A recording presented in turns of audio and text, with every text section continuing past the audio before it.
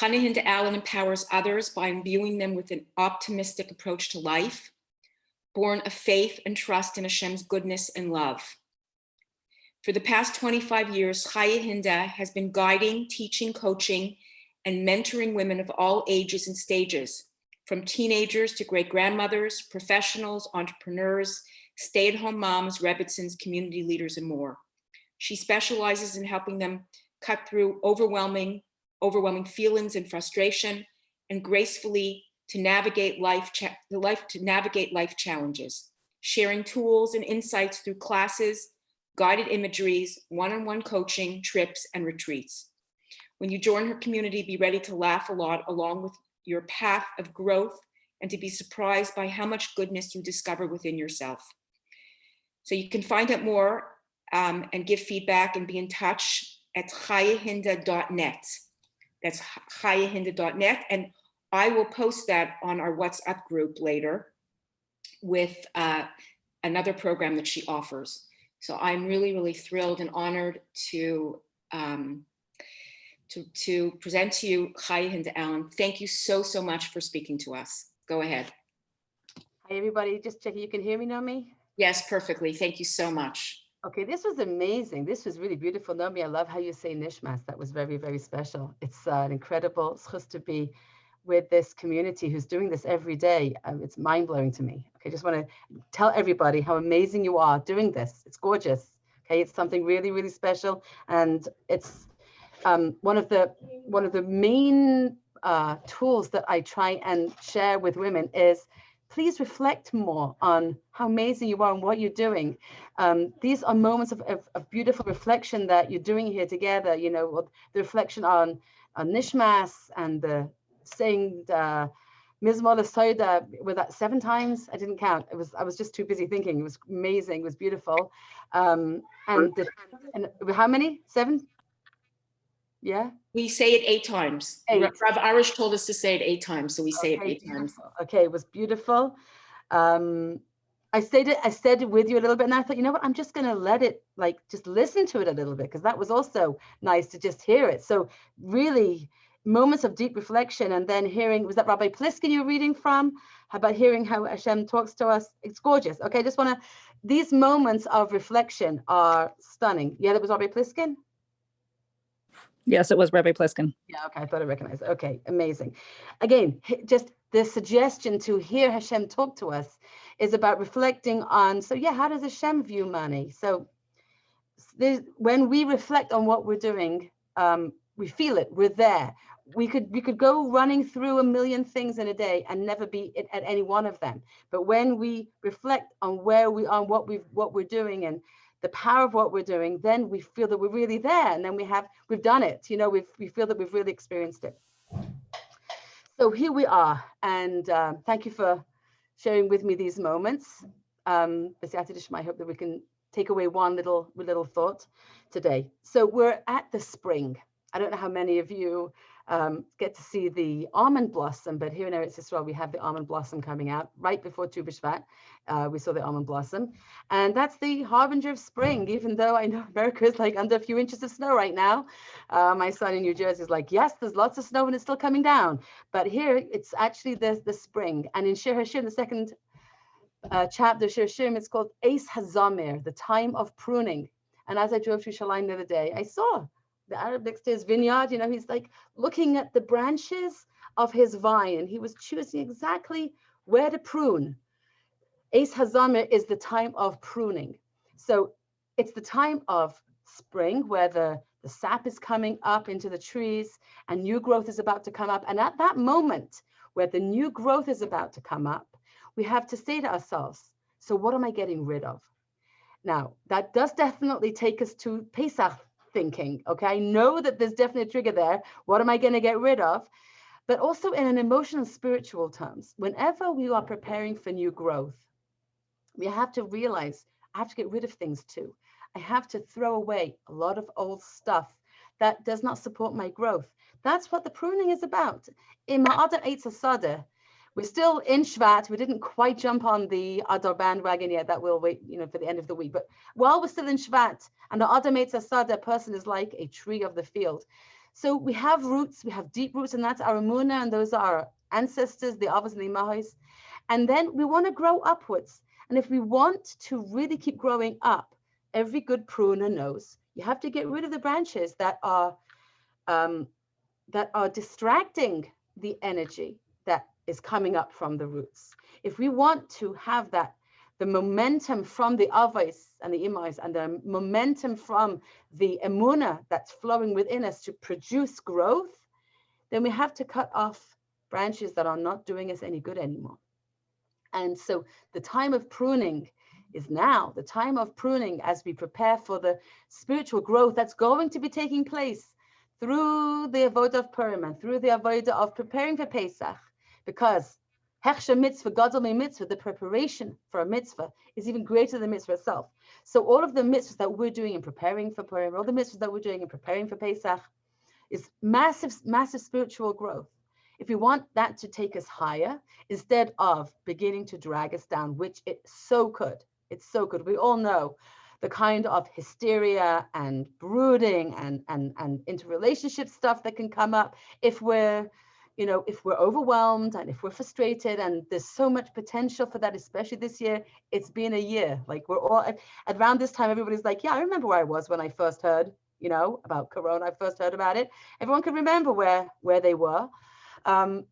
So it's coming up to a year, right? We're just around a year, and now we're going into Pesach again, and we're not that much clearer about what this Pesach is going to be than we were last year. We hope it's going to be a whole lot better. Mashiach can come any minute, and everything can just turn around. We just don't know. We just don't know. We're all still hoping. So the potential is there for massive growth, and the potential is also there to get really distracted. That a lot of this energy is going to go into a lot of extra branches that we don't need. So Hashem has actually built into our preparation for Purim one of the ways that can really help us. There's all the years when I was growing up, I was always, intrigued by one of the Purim mitzvahs, which is not listed as an actual Purim mitzvah, but we have the Mishtan, the Megillah, and Mishlach Manos, and Matanis Le'Evyonim. And then there's a fourth one that also kind of begins with M, and that's Molech, right? Amalek. We're supposed to get rid of Amalek. And so here we're all sharing love and giving Mishlach Manos and giving tzedakah and making food and hearing the Megillah together, all dressed up, and then we have to go and smash Amalek. Like, what's the odd mitzvah out here, right? It definitely has an odd flavor to it compared with all of these, like, loving, giving. We're going to go now smash the Amalekim. And, that definitely features significantly in the Megillah. The story of the Megillah ends with significant milchamas. And Esther Malka says, V'gam lemachar, and also tomorrow, Hashem, please let us succeed in this battle against the Amalekim. So what's the battle against the Amalekim? When our history with Amalek goes to when we're coming out of Mitzrayim, and can we just imagine for a second what Klal Yisrael felt like? Okay, they had been enslaved for generations in Mitzrayim, and Hashem had shown them, Hashem had totally smashed down everything that they knew in Egyptian society, from the top, from Paro till the very bottom. Every level of society had been totally destroyed. As Hashem said, you're never going to see Mitzrayim again like you saw them before. The future of Egypt was totally changed because of what went on, and the nature of the plagues was such that Klal Yisrael experienced that it was being done for them on an individual level. I was drinking water while he was drinking blood from the same cup. We experienced these plagues as personal Yeshuas. I was able to go into the room of this Egyptian. I was able to find the jewels, and then I was able to go in and tell him, I want those jewels that I've seen. Every single Jew was given the feeling that it's for you. B'nai b'chayre Yisrael, you are my firstborn. And that was what Hashem was trying to give to every single Jew. Not trying to, Hashem was giving that to every single Jew. We were trying to absorb that message. And that message was what was being given through all of the makos and through all of the plagues. And through everything that went on, Hashem was telling us, you are my firstborn, you're my beloved. I wiped out all of the Egyptian firstborns because you are my firstborn. And so they were like riding on a wave of self-esteem, a wave of I'm chosen. This is what took place. And they came out of Mitzrayim, and all of a sudden, here comes Amalek and jumps upon them and attacks them. Now, he didn't attack the entire nation. Amalek attacked those straddling at the edges. But the message was, who do you think you are? You're not so special. You're just like every other nation, and we can attack you, and we've got you just where we want you. And so that message, you're not so special, who do you think you are, is a call that echoes in our minds still till today. And it's the voice of doubt, a voice of self-doubt, the voice of, yeah, who do I think I am? Why should I bother doing anything? Because I'm not anything. And who do I think I am? I'm really nothing. And so that voice of Amalek, that is what is holding us back. And when we have a mitzvah to destroy Amalek, we don't have, it doesn't, I mean, the aspect that I'm sharing doesn't take away from the physical mitzvah to destroy them whenever we find them. If we find somebody with a lineage that takes them all the way back to Haman, Hagogi, and to the Amalekim, then there's a mitzvah to get rid of him. And there have been all kinds of stories with Chaim Kanievsky, identified people who were killed as, yes, they were Amalekim, don't worry about it. So there's been all kinds of stories. There are descendants of Amalek still here today. And in addition to that, the voice of Amalek, the voice of self-doubt, the voice that says to every single Jew, who do you think you are? Why do you think that you're special? The voice that's echoed in the media, that's echoed from every government who has Yidden in their land. And I'm talking about every government. The government of our land of Israel is no different when it comes to Haredim, and they think, who do you think you are? And so we are under attack in every place. Not that we are necessarily physically under attack, but our Jewish psyche, our identity as Yidden is under attack. And so we end up thinking, yeah, who do I think I am? And so we shrink from our light. We hide our capacity from ourselves. We don't know our power. We don't know who we can be and what we can affect. Now, groups like yours is regaining the power, is kindling that light again. As Rav Yaakov Adis said, that every Jew has the power of an atom bomb. If we would just know the incredible power that we have within ourselves. But there's the voice of Amalek that keeps on coming into our head and saying, who do you think you are? What do you think that you shouldn't be doing these things? What, get off your high horse. You're too big for your britches. What do you think you're taking on? And so, as part of our preparation for Purim and Pesach, let's decide that we're not going to hear the voice of Amalek, that we're going to uncover for ourselves and discover for ourselves the inner power that's the atom bomb that's within us, by reflecting on who we are to Hashem, by understanding, as you do when we say Nishmas, we have been given our mouths to praise Hashem. And when we say every word, as we've been saying it today, as you said in the group together, when we say those words, they have massive power. A voice inside us, when we daven, the Yitzhar is constantly saying, what, you think you're going to say a word, it's going to make something? We don't see it with our eyes. And so we have to use our imagination to help us to recognize, yes, every single word that we just said has tremendous power. It just affected all kinds of things around the world, and me, and myself, and my generations. It's huge, it's massive. And it's the voice of Amalek that says, what do you think? What do you think? What do we think? Sometimes we doubt. Sometimes we wonder, am I really doing anything? Is it really making a difference? Yes, it's making a difference. When I hear those words to myself, I believe them more and more. Hemanti kedaber. I believe it because I'm saying it. The more I say those holy words of Nishmas, and the more I say those holy words of Mizmor Soida and Tehillim, the more I believe them for myself, the more they deeply travel into the roots. And when they travel into my heart and into the roots of Emunah within myself, then those kind of sleeper cells that I acquired from the Avos and the Imahos, those sleeper cells of Emunah, Bitachon, and belief in myself awaken. those words awaken within myself, Imuna, that's going to be then with me throughout the day. So I'm doing something for myself. Not only that, but when I speak these words, they're going up to Shemaim and they're bringing down incredible kinds of koiches and brachas to the world. If we would only know our power. So that's really what I'd like to share.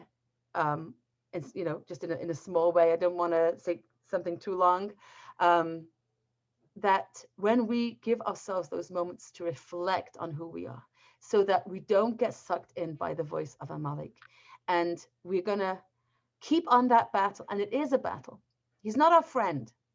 That voice that comes into our mind and that makes us doubt ourselves and doubt our power, it's not our friend, it's the voice of Amalek. And so as we prepare, as we begin, now it's we're almost at Rosh Chodesh Adar, preparing for Purim and the preparations for everything that we're going to be doing, we can cut away the Eis Hazamir, the time of pruning. We can prune away all of those negative thoughts about ourselves, about who we are, because his attack was not an attack against who Hashem is.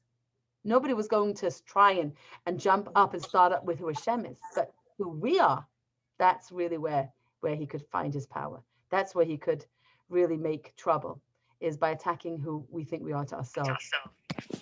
So just wanted to let you know what I'm offering is that for the next month, for the month of Adar, I'm going to be doing a little lesson a day in my Chayil, your daily drop of strength. It's a 15-minute installment a day, where for the month of Adar, I'm going to be launching a full armored attack against Amalek and trying to, with one drop every day, talking about who we are to Hashem and giving ourselves that much more power to uncover the nuclear power that we are, that can just blast him to smithereens, Be'ezras Hashem.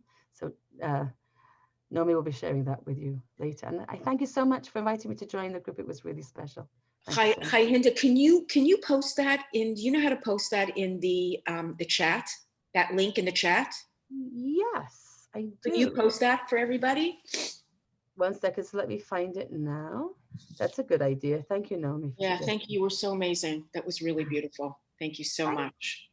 Okay, so Chayil is usually $29 a month, but for this group, for now, I am offering it. Let me just find where you are again. Here we are. Here's the chat. I'm offering it just for $9.90 for the month of Adar. Okay? Amazing, amazing. Thank Did you, you post everyone. it? There you There are. you go. Okay, so everybody can go into the chat and Yes. you can see the post right there. Does everybody see it?